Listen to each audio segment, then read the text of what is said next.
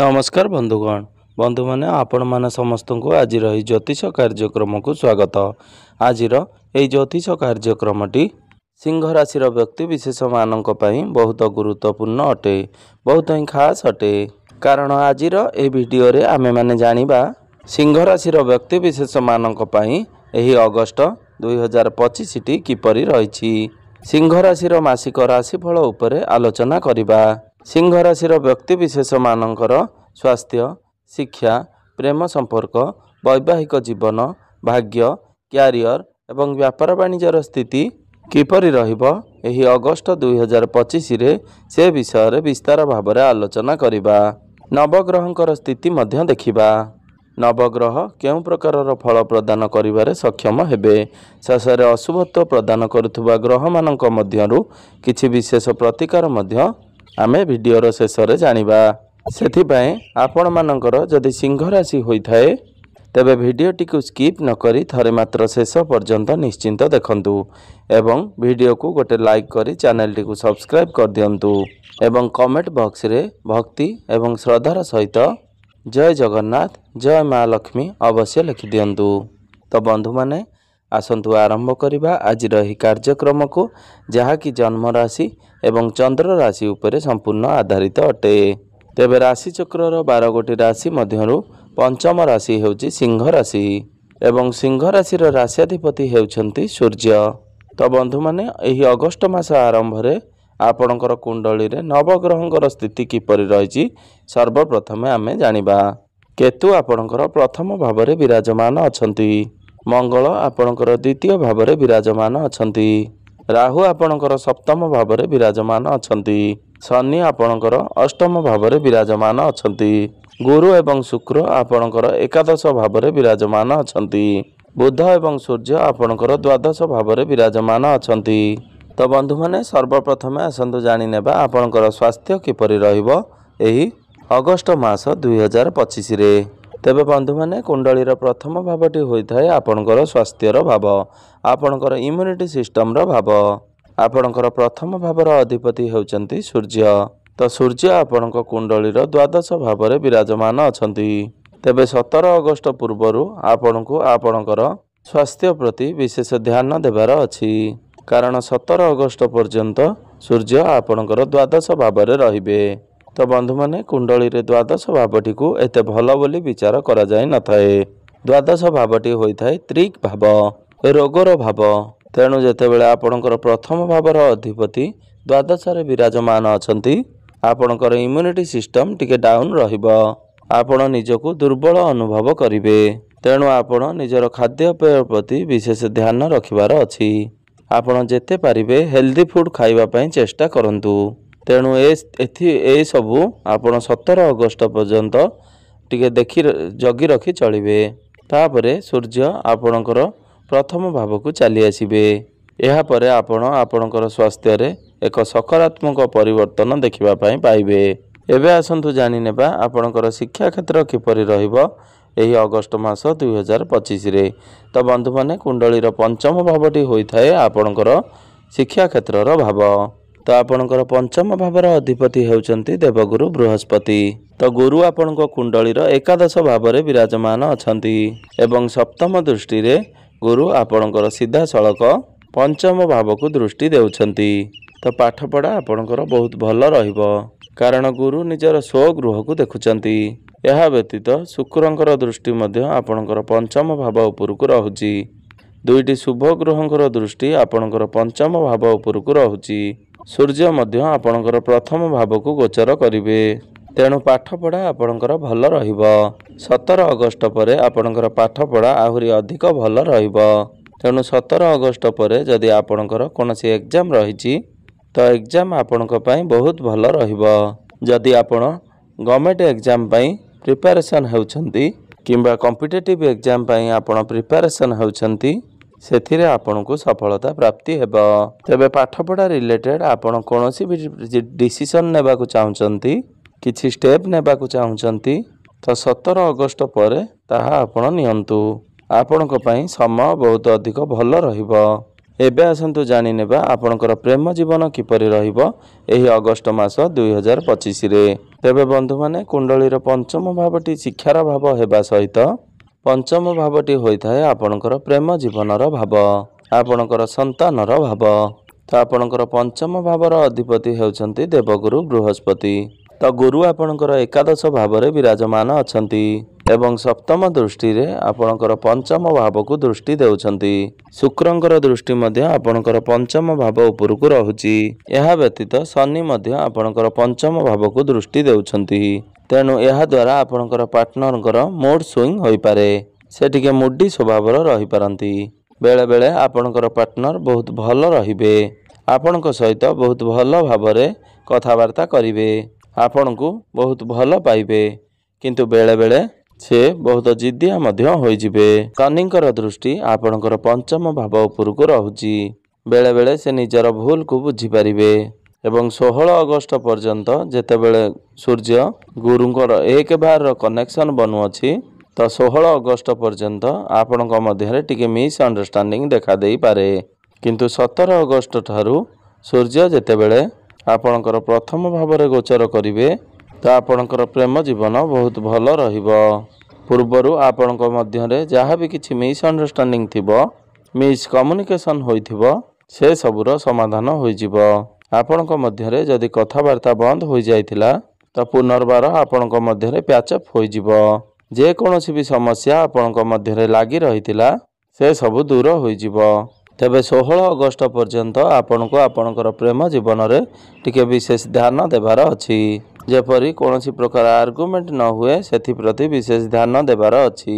ଏବେ ଆସନ୍ତୁ ଜାଣିନେବା ଆପଣଙ୍କର ବୈବାହିକ ଜୀବନ କିପରି ରହିବ ଏହି ଅଗଷ୍ଟ ମାସ 2025ରେ। ତ ବନ୍ଧୁମାନେ, କୁଣ୍ଡଳୀର ସପ୍ତମ ଭାବଟି ହୋଇଥାଏ ଆପଣଙ୍କର ବୈବାହିକ ଜୀବନର ଭାବ, ଆପଣଙ୍କର ଜୀବନ ସାଥୀଙ୍କର ଭାବ। ତ ଆପଣଙ୍କର ସପ୍ତମ ଭାବର ଅଧିପତି ହେଉଛନ୍ତି ଶନି। ଶନି ଆପଣଙ୍କର ଅଷ୍ଟମ ଭାବରେ ବିରାଜମାନ ଅଛନ୍ତି। ଆପଣଙ୍କର ସପ୍ତମ ଭାବରେ ବିରାଜମାନ ଅଛନ୍ତି ରାହୁ। ରାହୁ ହେଉଛନ୍ତି ପାପୀ ଗ୍ରହ, ମୁଣ୍ଡବିହୀନ ଗ୍ରହ, ଛାୟା ଗ୍ରହ। ତ ଦୁଇଟି ଯାକ ଦୃଷ୍ଟିରୁ ଦେଖିବାକୁ ଗଲେ ଆପଣଙ୍କର ବୈବାହିକ ଜୀବନରେ ସମସ୍ୟା ଦେଖାଦେଉଛି।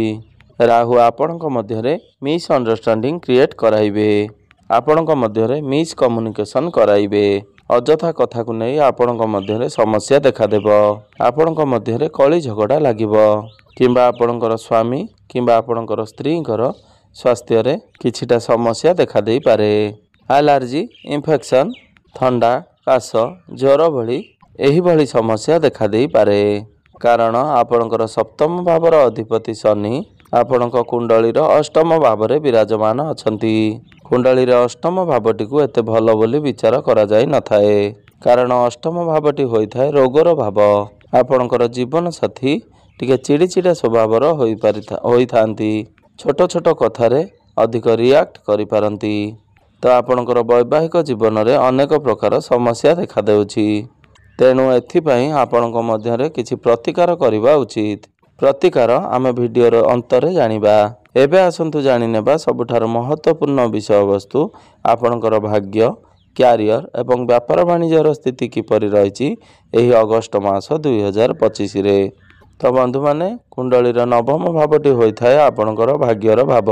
ତ ଆପଣଙ୍କର ନବମ ଭାବ ଅର୍ଥାତ୍ ଭାଗ୍ୟ ଭାବର ଅଧିପତି ହେଉଛନ୍ତି ମଙ୍ଗଳ। ମଙ୍ଗଳ ଆପଣଙ୍କ କୁଣ୍ଡଳୀର ଦ୍ୱିତୀୟ ଭାବରେ ବିରାଜମାନ ଅଛନ୍ତି, ସେ ବହୁତ ଶୁଭ ସ୍ଥିତିରେ ଅଛନ୍ତି। କୁଣ୍ଡଳୀର ଦ୍ୱିତୀୟ ଭାବଟି ହୋଇଥାଏ ଧନର ଭାବ, ଆପଣଙ୍କର ବାଣୀର ଭାବ ଏବଂ କୁଟୁମ୍ବର ଭାବ। ଏହା ବ୍ୟତୀତ ଭାଗ୍ୟର କାରକ ଗ୍ରହ ଦେବଗୁରୁ ବୃହସ୍ପତି ମଧ୍ୟ ଆପଣଙ୍କର ଏକାଦଶ ଭାବରେ ଲାଭ ସ୍ଥାନରେ ବିରାଜମାନ ଅଛନ୍ତି। ସୂର୍ଯ୍ୟ ମଧ୍ୟ ଆପଣଙ୍କର ପ୍ରଥମ ଭାବକୁ ଚାଲି ଆସିବେ। ତ ଏହି ଅଗଷ୍ଟ ମାସରେ ଆପଣଙ୍କୁ ଆପଣଙ୍କର ଭାଗ୍ୟର ପୁରା ପୂର୍ଣ୍ଣ ମାତ୍ରାରେ ସାଥ ମିଳିବ। ତେଣୁ ଆପଣ ଆପଣଙ୍କର ଭାଗ୍ୟ ରିଲେଟେଡ୍ ଯେଉଁ ବି କାର୍ଯ୍ୟ କରିବାକୁ ଚାହୁଁଛନ୍ତି, ତ ଆପଣ ଚିନ୍ତା କରିବାର କୌଣସି ଆବଶ୍ୟକତା ନାହିଁ, ଆପଣ ସେସବୁ ନିଶ୍ଚିନ୍ତ ଭାବରେ କରିପାରିବେ। ତ ଆପଣ ଏହି ସମୟରେ ଯଦି କୌଣସି ବଡ଼ କାର୍ଯ୍ୟର ଆରମ୍ଭ କରିବାକୁ ଚାହୁଁଛନ୍ତି, କିଛି ବଡ଼ ଜିନିଷ କିଣାକିଣି କରିବାକୁ ଚାହୁଁଛନ୍ତି, କୌଣସି ଇନଭେଷ୍ଟମେଣ୍ଟ କରିବାକୁ ଚାହୁଁଛନ୍ତି, ସେୟାର ମାର୍କେଟ, ଷ୍ଟକ୍ ମାର୍କେଟ କିମ୍ବା ଟ୍ରେଡିଂରେ କୌଣସି ଇନଭେଷ୍ଟମେଣ୍ଟ କରିବାକୁ ଚାହୁଁଛନ୍ତି, ଆପଣଙ୍କର କୌଣସି ମିଟିଂ କିମ୍ବା ଡିଲ୍ ରହିଛି, କୌଣସି ପ୍ରପର୍ଟିରେ ଡିଲ୍ କରିବାକୁ ଚାହୁଁଛନ୍ତି, ତ ଏଥିପାଇଁ ଏହି ଅଗଷ୍ଟ ମାସଟି ବହୁତ ଭଲ ରହିବ। କିନ୍ତୁ 17 ଅଗଷ୍ଟ ପରେ ଆପଣଙ୍କର ଭାଗ୍ୟ ଆହୁରି ଅଧିକ ଭଲ ରହିବ। କାରଣ 17 ଅଗଷ୍ଟକୁ ସୂର୍ଯ୍ୟ ଆପଣଙ୍କର ପ୍ରଥମ ଭାବକୁ ଚାଲି ଆସିବେ। ଆପଣଙ୍କର ଭାଗ୍ୟ ଭାବର ଅଧିପତି ଧନର ଭାବରେ ବିରାଜମାନ ଅଛନ୍ତି। ତ ଆପଣଙ୍କୁ ବହୁତ ଅଧିକ ଲାଭ ପ୍ରାପ୍ତି ହେବ। ଆପଣ ଅଳ୍ପ ପରିଶ୍ରମ କରି ବହୁତ ଅଧିକ ଟଙ୍କା ରୋଜଗାର କରିପାରିବେ। ଏହି ସମୟରେ ଆପଣ ଶୁଭ ମାଙ୍ଗଳିକ କାର୍ଯ୍ୟର ଆୟୋଜନ କରିପାରନ୍ତି। ଆପଣଙ୍କୁ କୌଣସି ଖୁସି ଖବର ମିଳିପାରେ। ଏବେ ଆସନ୍ତୁ ଜାଣିନେବା ଆପଣଙ୍କର କ୍ୟାରିୟର କିପରି ରହିବ ଏହି ଅଗଷ୍ଟ 2025ରେ। ତ ବନ୍ଧୁମାନେ, କୁଣ୍ଡଳୀର ଦଶମ ଭାବଟି ହୋଇଥାଏ ଆପଣଙ୍କର କ୍ୟାରିୟରର ଭାବ, ଆପଣଙ୍କର କାର୍ଯ୍ୟକ୍ଷେତ୍ରର ଭାବ। ତ ଆପଣଙ୍କର ଦଶମ ଭାବର ଅଧିପତି ହେଉଛନ୍ତି ଶୁକ୍ର। ତ ଶୁକ୍ର ଆପଣଙ୍କର ଏକାଦଶ ଭାବରେ ଲାଭ ସ୍ଥାନରେ ବିରାଜମାନ ଅଛନ୍ତି। ତ ଗୁରୁଙ୍କ ସହିତ ବିରାଜମାନ ଅଛନ୍ତି।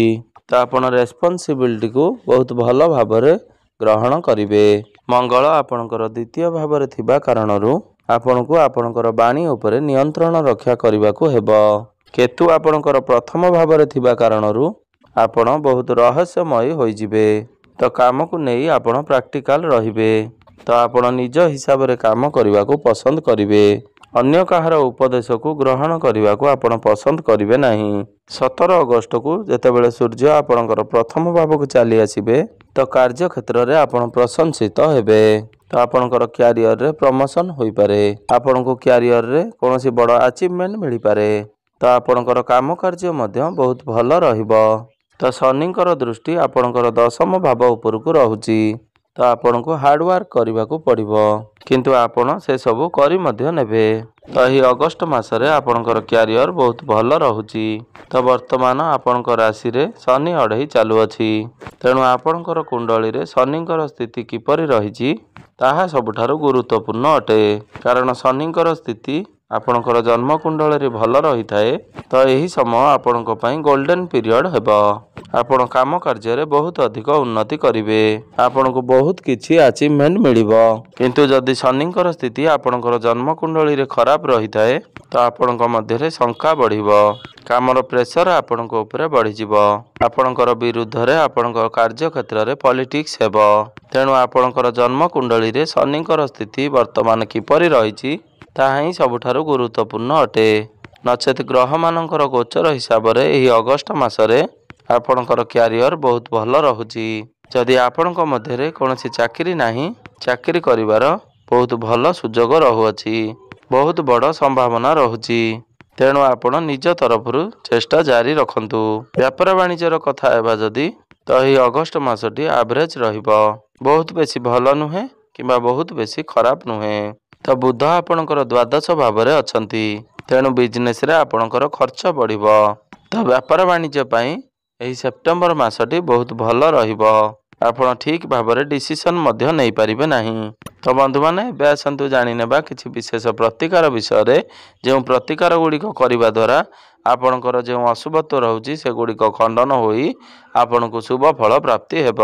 ତେଣୁ ଆପଣ ପ୍ରତ୍ୟେକ ଦିନ ହନୁମାନ ଚାଳିଶାର ପାଠ ଅବଶ୍ୟ କରନ୍ତୁ।